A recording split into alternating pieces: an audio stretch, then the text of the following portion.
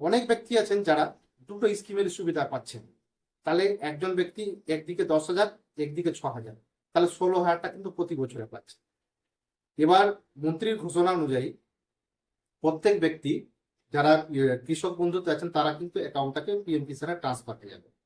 এবার ইনকেস যদি সমস্ত অ্যাকাউন্ট ট্রান্সফার হয়ে ঝাড়াই বাছাইয়ের পরে, তাহলে একজন ব্যক্তি কিন্তু 10,000 টাকা পাচ্ছিলেন কৃষক বন্ধুতে, ইমিডিয়েট তাকে যদি পিএম কিষানে দিয়ে দেওয়া হয়, যদি কৃষক বন্ধু বন্ধ করে দেওয়া হয়, তাহলে কিন্তু তার অ্যামাউন্টটা চলে আসবে 6,000 টাকায়। তাহলে তো কৃষক বন্ধুদের লস।